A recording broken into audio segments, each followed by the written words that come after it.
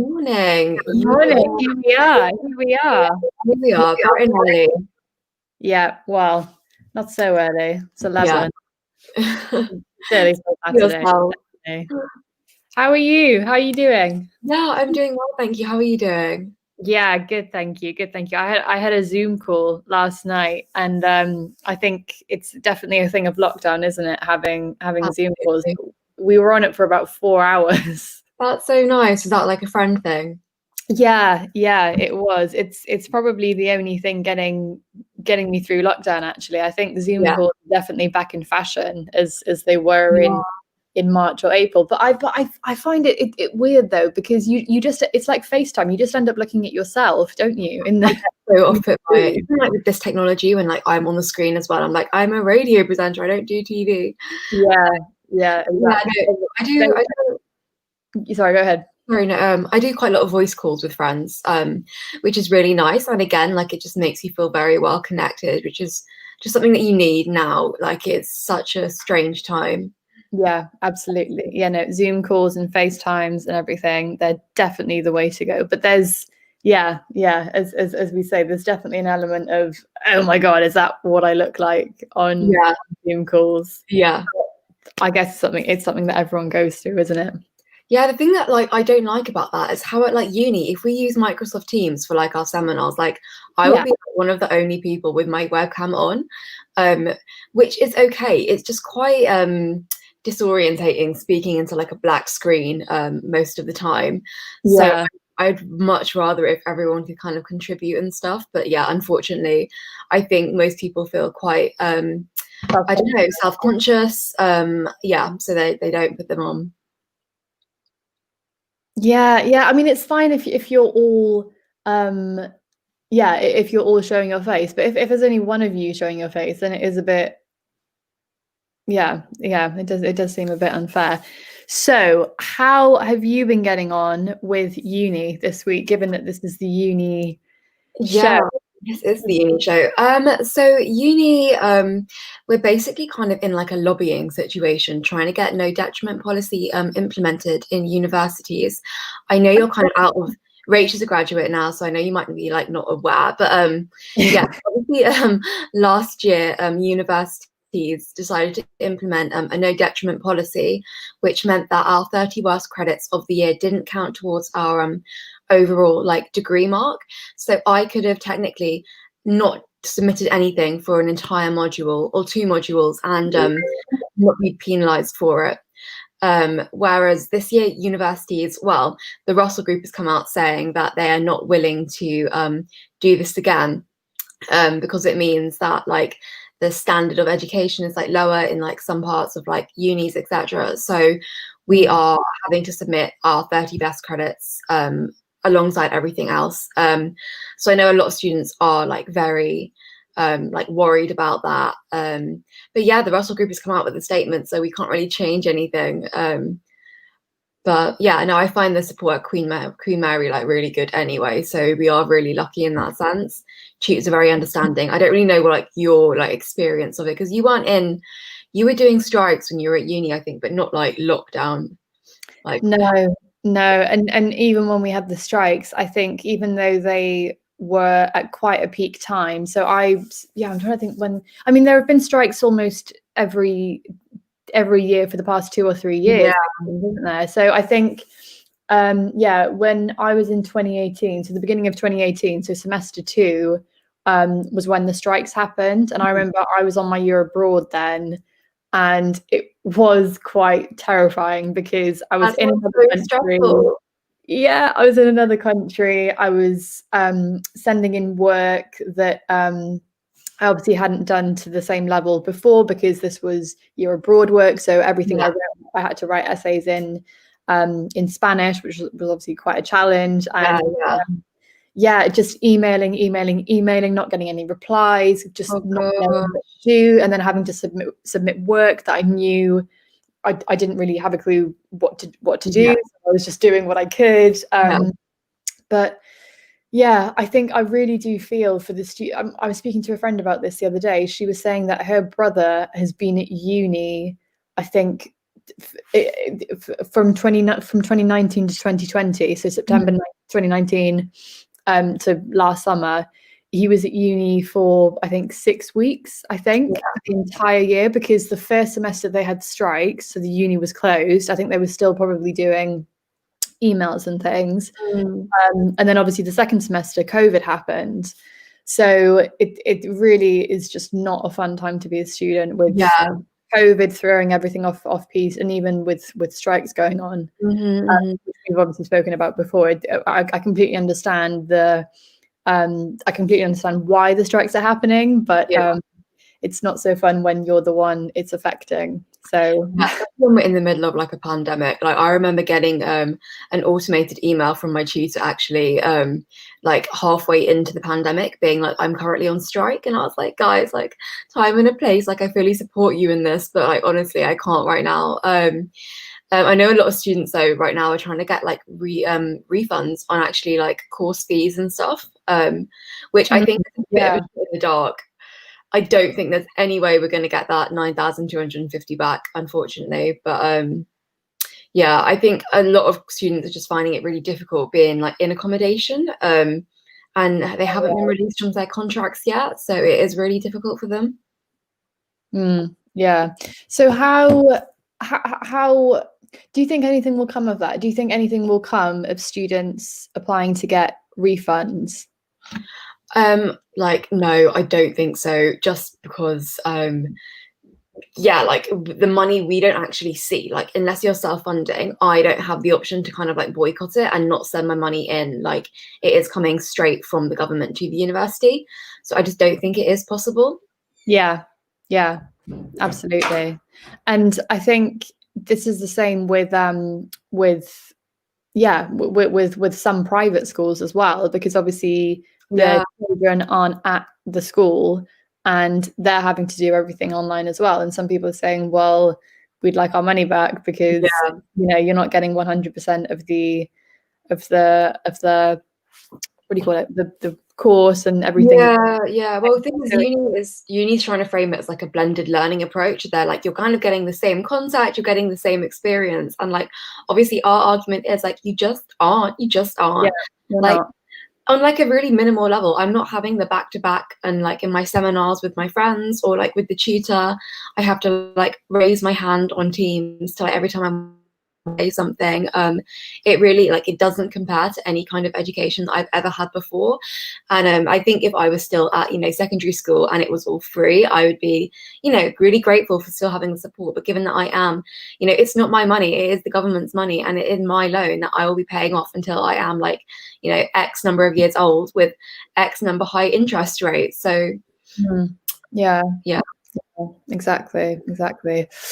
Okay, so not to be Debbie Downers, as we said, we're going to focus on the good things. So what things have you implemented from our last call? Have you done any of the things like routine, exercise, food? How have you found this week? I think definitely in terms of routine, I've tried to get into more of like a solid rhythm with things. I think the week before last, I was all a bit thrown by everything and lockdowns and everything. But yeah, like since this week has started, I think I have really tried to kind of like get up at the same time every day. That's like quite a big one for me. And at least try to go to bed at the same time. Although last night I did end up going like fairly late. But Friday night. It's a Friday night. What can I say? Trying to like get up at the same time every day. I know that makes a massive difference to like mental health and even your body clock. In terms of like exercise, like I am not the biggest exerciser, but I do use some like free apps which have like conditioning exercises and things like that, which has been really nice. I think even just to like break up my day, like I'll work for like 2 hours, then I'll have lunch, then I'll do like this conditioning, and then have another 2 hours. So it helps. How about you, Rach? What was your goal for the week? 100%. And like we said, just having that routine of saying, right, okay, from this time to this time I will do uni work, and then say, okay, from 10 to 11 I will go for a walk, I will read a book, I will do meditation. Not that I'm doing meditation at the moment.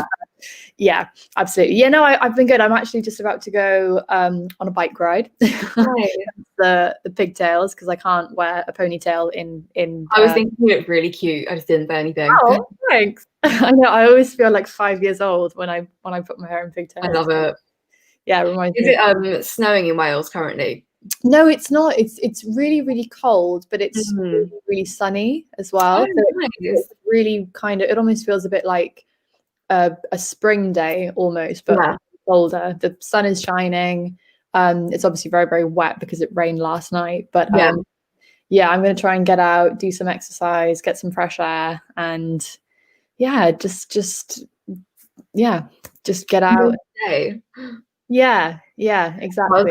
How's work been this week? You're working from Wales still?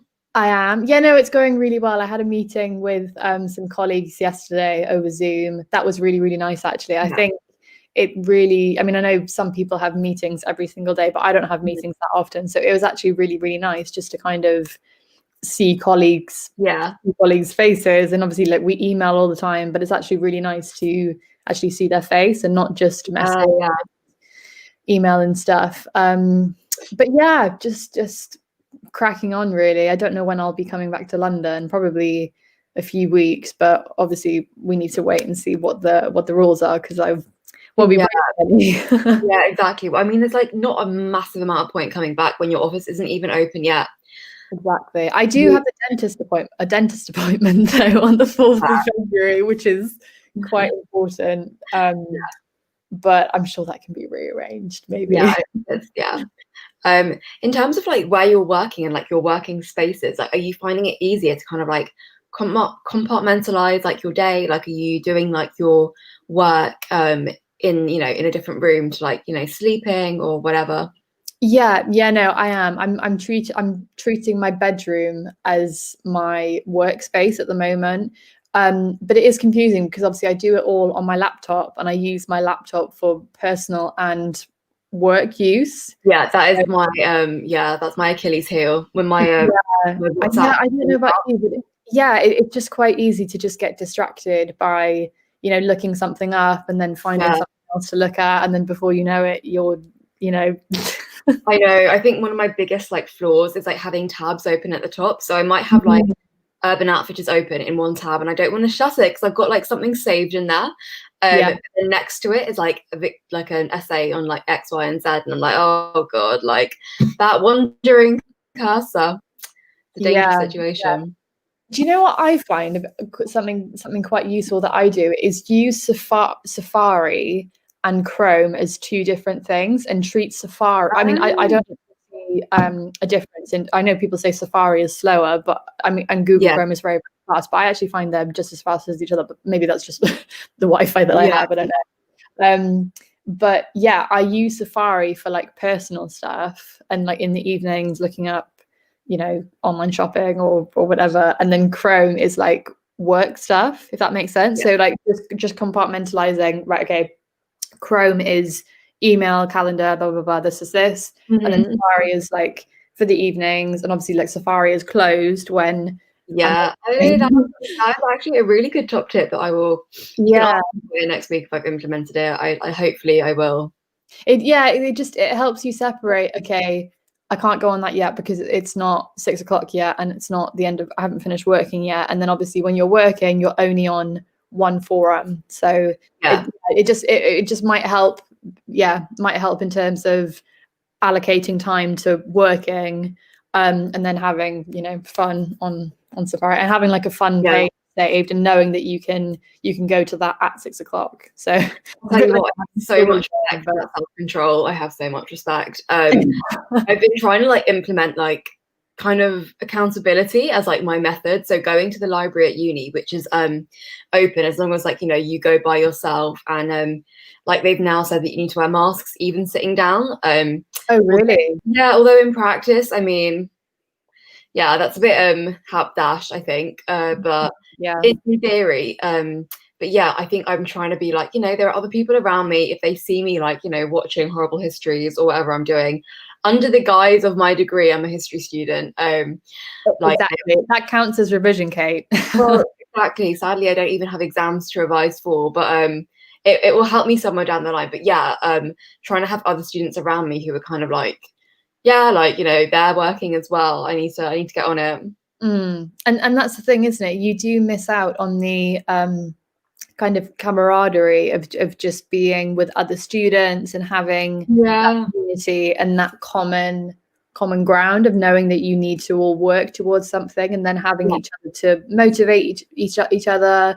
If you know that someone is really, really, you know, studying lots and lots and lots, then that might in turn help you to study better. So yeah, but we're not going to be a Debbie Downer. Again, this is why it's so important to stay in touch with people and to just message each other and stay in touch over this lockdown, isn't it? Yeah, no, absolutely. And yeah, I think just for me, in terms of getting out to the library, it does feel a bit like there are people around. Like I know that I might not know them, and like we're not actually talking or anything, but like it can feel a bit lonely at home by yourself. Like I'm actually home actually alone at the moment, and my mum's away in Devon to like for medical reasons Okay. for a family member. So yeah, not anything we can control, but yeah, I am, you know, on house duty, and like thinking back, I'm like, you know, it must have been really lonely for like my mum when I was like, you know, away and she was like just home alone for the lockdown. Absolutely. Yeah, And as you say, in going out to the library, you come into contact with at least 5 people, not through actually yeah, seeing people at the library, but if you go and get a coffee, you'll obviously see someone in the coffee shop, and you'll be yeah. talking to someone as you order your coffee, and just that basic interaction is really going to make a difference, because you're talking to people, you're having to socialize, and that is obviously really, really important, and it just makes a change from just being inside and not really not having that communication, as you say. Although I would argue, you know, you're living in like quite a rural area, but you would probably get the same benefits from that just by like access to fresh air. So obviously I have like urban London, you know, we're really central. You're in like, you know, suburban Wales, which is beautiful. But you probably wouldn't have that, you know, bustle and bustle of like, you know, the main road outside and like libraries and stuff like that. But I mean, you do have the advantage of like beautiful long bike rides. So I mean, I think I'd take what you've got. Come and visit me. But well, actually, no, I you would love to, can't come and visit me. But yeah, you'll have to come one day. at some Definitely. point. Yeah. Yes, absolutely, absolutely. So when do you finish uni again? Have you been given? Is it May? So we've had an update on deadlines and everything. Oh, Like at the beginning of the week. And yeah, so we were due to go on until I think our dissertation was due end of April, and they've actually just pushed it back to I think the middle of May, which is like so good. But it does mean that yeah, I feel like there's kind of like less of a pressure on me, which is kind of annoying.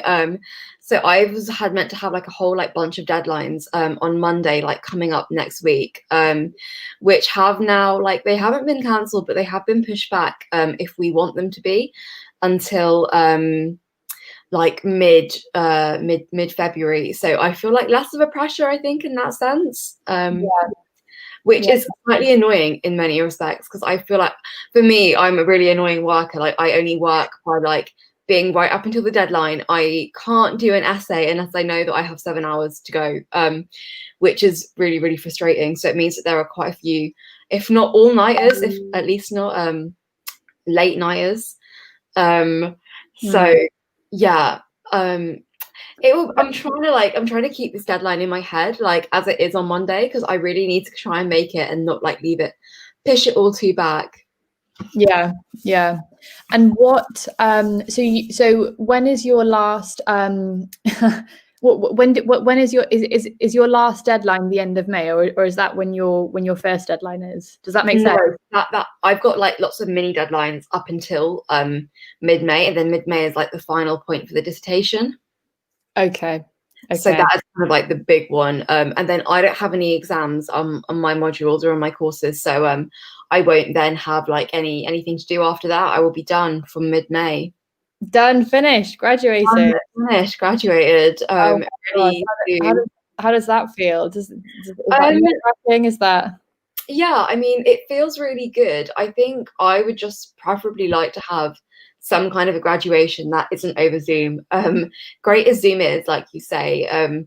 A lot of my friends were like, class of pandemic 2020, and they mm, were like, throwing their hats in their gardens with their like aunt and uncle, with like standing at the gate.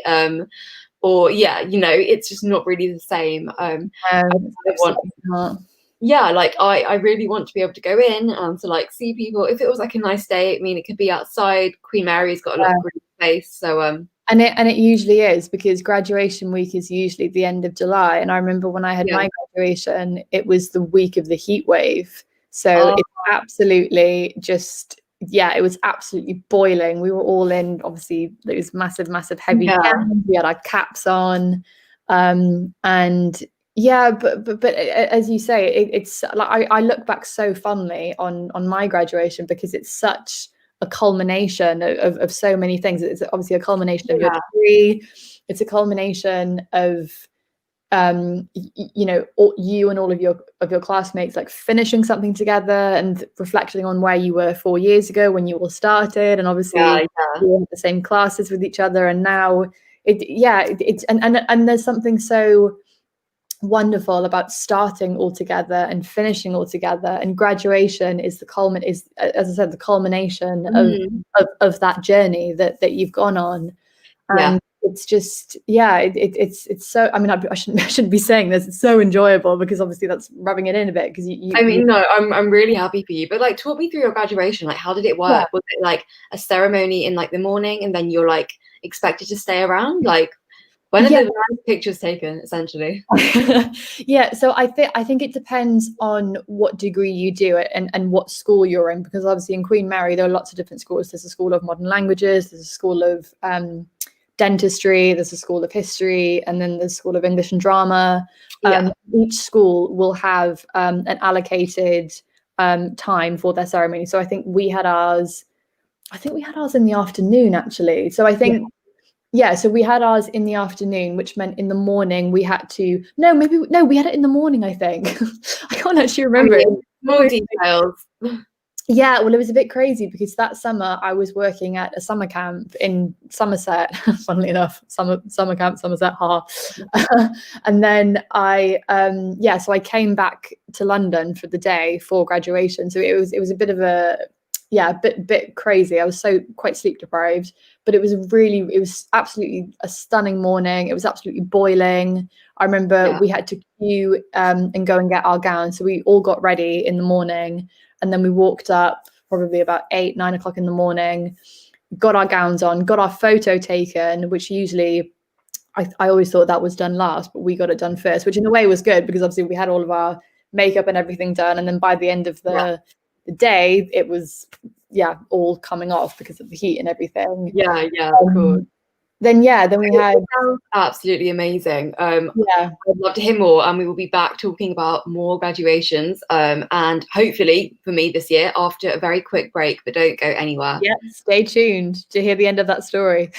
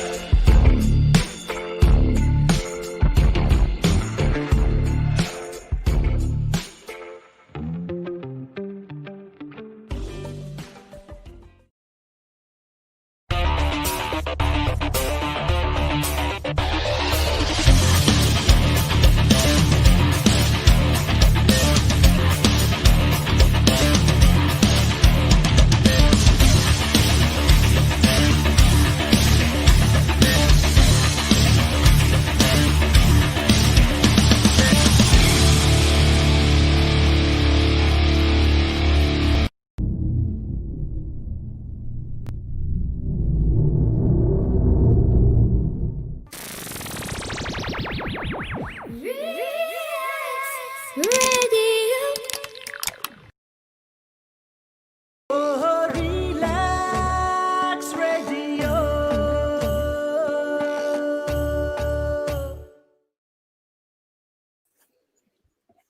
We're back. Welcome back. I don't know about you, but I've swapped sides. This is really disorientating. Oh, yeah, me too. That is strange. Huh. It's my better angle, but Yeah, I mean, what can you say? Yeah, before that very short break in which I was waiting for the kids advert to play, which sadly didn't because that's just like my summary of relax. But Rach was talking us through her graduation. yeah. I am due to graduate in, fingers crossed, June, July at some point. It's looking less and less likely, sadly. I think I started out the academic year being like, yeah, like for sure. But now that teaching is online until June, I don't think they can justify like, having a group of X number of history students like congregating for the ceremony. Unless, yeah, I don't know though, because I think last year, because everything was so new, and obviously everything with COVID was so yeah, everything was so new. They kind of just cancelled it because they couldn't think of an alternative, I think, and just out of safety precautions, they just thought we'll just cancel it completely. Yeah. But this year, I don't know. I think optimistically, which is always dangerous. I think because we have had experience with COVID and we know sort of what to do and what not to do, obviously like socially distancing and stuff, they might make more of an effort this year because they know more, if that makes sense. So like last year, obviously, because it was in March, we went into lockdown. I don't know. I kind of think because we've been living with COVID for longer, we know how to adapt and how to kind of act safely, if that makes sense. So it could be that they do some sort of graduation, but obviously they do everything. So like social distance, they might ask that you wear masks. They might perhaps do a more disjointed graduation, so they might have smaller groups as opposed to the whole school together, the whole year together. They might just do groups of 5 and split the year into groups, which again it's not quite the same, but it's still something, and it is contributing to that moment of finishing and having that, that joy and that sense of closure as well, which I think I think closure is really important personally. I think so as well. And for the students that didn't get to, or for the students who did graduate last year but didn't have their graduation ceremony, it must just be the strangest feeling because you've got no sense of I've finished uni. Does that make sense? It's just kind of all blurred into doing stuff online and then kind of submitting work and then thinking, okay, I'm done. That was my last assignment, and not having any sort of celebration or sense of completion. And then kind of get throwing into like the world of work straight from that in like a pandemic. It's just not ideal. Like I think that you're probably quite lucky to in a way have a job like prior to all of this starting.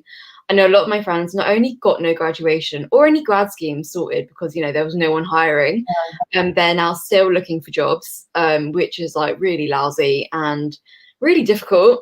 My friend has had 5 jobs in 2020. Which is insane. And I think they were all in kind of like retail, catering and stuff, which obviously was just kind of like flitting in and out of lockdown, and then several companies went bust and then she was let go of in some places, and an absolute shambles. But yeah, I really don't I don't envy anyone like doing that at this point. I'm hoping to go on and do my master's next year with Rach. But I mean, as the course tutor said, if it's going to be all online, they literally just can't run it. Like it's broadcast journalism. You need to be in the studios, and for the first time of the academic year this year, they've actually had to switch the course to online. Really?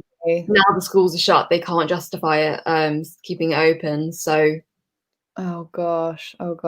Yeah, I mean, I don't think I'd want to do it anyway if it was all online, and I would probably defer it. But yeah, I mean, some courses are more easily adapted to it than not. Yeah. That would, yeah, that is in September. In September, though, isn't it? And we're in January at the moment. Yeah. Hopefully, we've got a good number of months to kind of hopefully get things back to normal and to get this vaccination rolled out, which they're doing at tremendous speed. I have to say, I've been so impressed with just how quickly and how efficiently it's been being distributed. Yeah. I mean, from September, who knows? We might have been vaccinated. Yeah, exactly. Even by then. But yeah, no, I saw some controversy in the news yesterday about the Pfizer vaccine causing like X number of deaths in Norway over. Oh, really?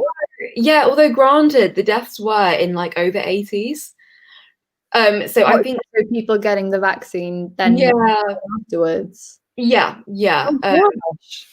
Oh, I think underlying conditions, which again, like I think the media is really pushing for this whole like, oh God, like Pfizer's causing deaths and stuff. But in fact, I think of the 20 that died, I think about 14 were actually over 80 and had like underlying health conditions. I can't really tell you if it's got live antibodies in, but I'm presuming it does, because otherwise I don't see how the vaccine could have affected them in any sense. Yeah, like I don't know, I think it's just kind of like that whole mass media like scaring tactics, which is a bit of a shame.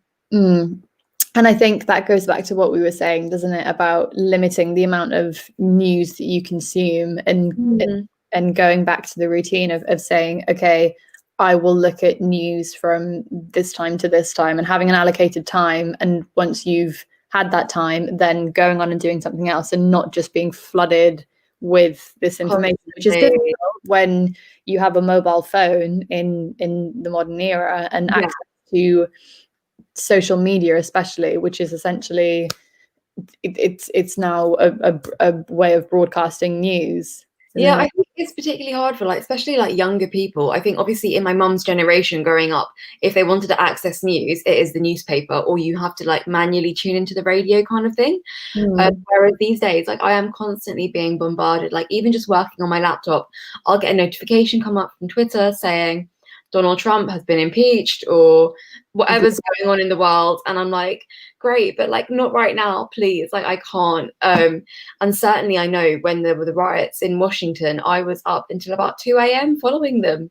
Which was, I couldn't really tear myself away given that it was live. Sorry. I think you can limit, you can switch off notifications for news, can't you? Probably. Yeah. But as you say, if you're on social media, it does just pop up, doesn't it? Because I mean, it's kind of unavoidable. Depending on like the groups you follow or like the people you follow and stuff. Like I follow quite a few journalists and broadcasters, and even like friends who like study politics, or even just ones that are just more interested in it at uni. It is kind of unavoidable. But just something that I don't think, especially in like previous generations, they've really had to deal with, because it takes a bit of an effort to sit down with a newspaper every day. Like get your daily headlines in, which again probably behind the times. Yeah, exactly. That's the thing with all this technology, isn't it? Is that by the time you get to the end of the day and the newspaper is pretty much outdated because stuff has happened within the day that is now the news. So no. I'm just kind of surprised that in 2021 newspapers are still a thing, really.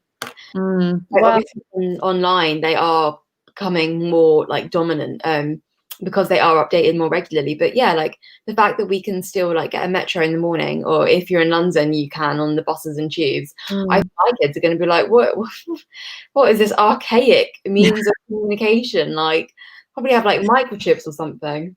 No, it's a weird one. So something that we were talking about on as I was on a Zoom call last night, and one thing that a discussion that we got into was your top 3 favorite films, and this was a very, very good debate, I have to say. So if I had to ask you, Kate, what would your top 3 films be? I could tell you like my top film currently, because I'm actually having to analyze it for part of my degree. but it's called La Haine. It's a French film. So La Haine, as Rach will know, translates as the hate. Mm. So it's like vaguely historical, which is why I've got away with it as like an analysis. But it's about three guys. One's Jewish, one's Arab, and one is black, and they are growing up in like the French suburbs during I think the 80s or 90s. And it's kind of about the racism they experience. In like over 24 hours is kind of like the whole premise of the entire movie. So it's like they're 24 hours documented with those kind of like numbers flashing up, like, you know, 9:52 a.m. and then there's like what happens then. And yeah, it's really interesting. It deals with like a lot of really interesting themes. Is it historical? But that's probably what I could say is my number one right now. I think if you'd asked me several weeks ago, I probably would have said Angus Thongs and Perfect Snogging, which is like my go-to happy movie. Oh my goodness. Oh my goodness. That film it's such a nostalgia pie, isn't it? Oh my goodness. It just reminds me of being 12 or 13 and just being in that stage of life of just, oh God, it's an iconic film. It really is. That and Mean Girls are probably the two of the best coming of age films, I think, in the world. And they're timeless as well. That they really are. Yeah, how about you, Rach? I mean, mine is slightly ridiculous. I think mine, what my range is, but what would you say your top three favourite? Well, you know, now that you've mentioned it, I think Angus Thongs and Perfect Snogging is definitely in my top three because that's amazing. I feel seen. I love it. Yeah, and one thing that I always found, one thing that I could never really understand is why Angus was in the title. I remember thinking, but the boy is called Robbie. Angus, so why isn't it Robbie? And then obviously, like, I realized Angus is the cat. Yeah.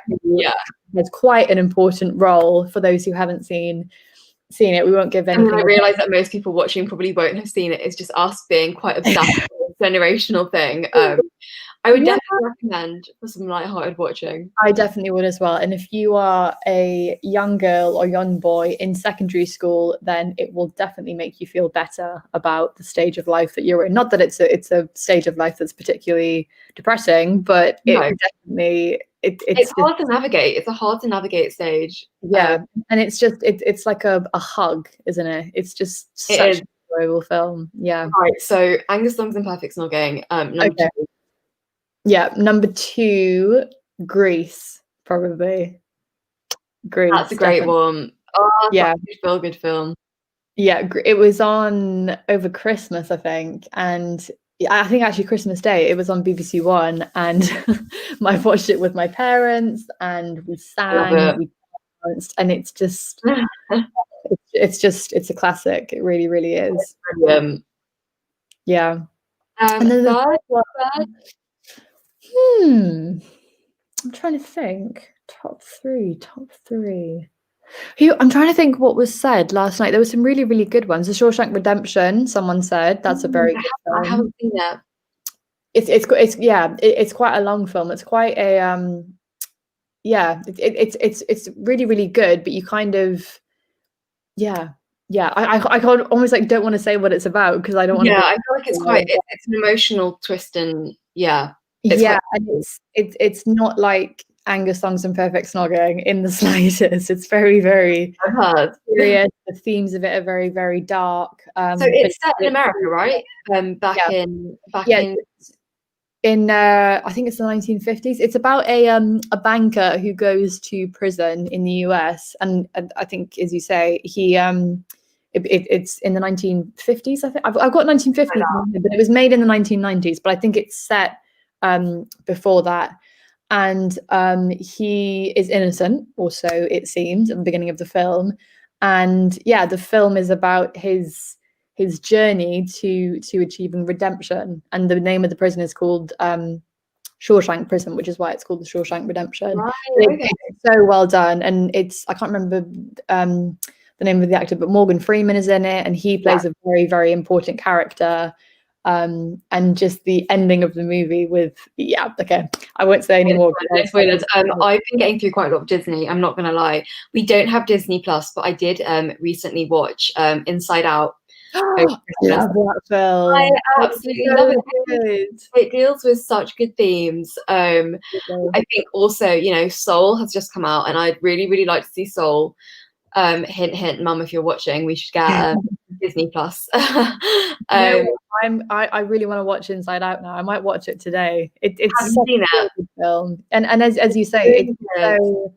I read somewhere that it took like 5 years to make that film, and they had to consult so many professionals, so psychologists, psychiatrists, to back up what they were saying about these little characters I inside love the how it's brain. really aiming, kind of like making sense of emotion and like a younger audience. Like I've Yeah. never seen anything do it quite so well. I think I saw that film in the cinema, and it only came out like 5 years ago. So I was I love that 17 rage. or 18. I mean, I was with my cousin, who's I think she was maybe 11 or 12, and we Yeah. went together. But I remember at the time thinking, "Oh my God, this is such a good film!" And obviously, Such a good film. it's like 10 years younger than the age that I was. But it's that's a timeless movie. It really is. And I Yeah. think I'm going to watch it. Yeah. I'm going to go watch it. Oh my gosh, do. Have you seen Coco as well? That's also a really good one. Haven't seen Coco. Is that a new one? That is relatively new. I think it came out a couple of years ago. I realised we've only got 1 minute to end the show, so I won't give you a full biopsis of Coco. But I think it deals more with like the themes of kind of like death, which sounds really depressing, but it's actually like it's such a cute movie. I'd really recommend it. And with that, we will leave those recommendations. I'm going to watch those 2 films. So by next week, you need to have watched The Shawshank Redemption, and I will have watched Coco. Is it Coco? Yeah, it's Coco. Coco. Okay. Can I change that to Soul if my degree is getting too much for me? I don't think I could handle both. Absolutely. Or just Angus Thongs and Perfect Snogging, and then we can easily done. Absolutely. Well, Thank you so much for joining us today. We hope you have a good weekend, and we will see you this time next week.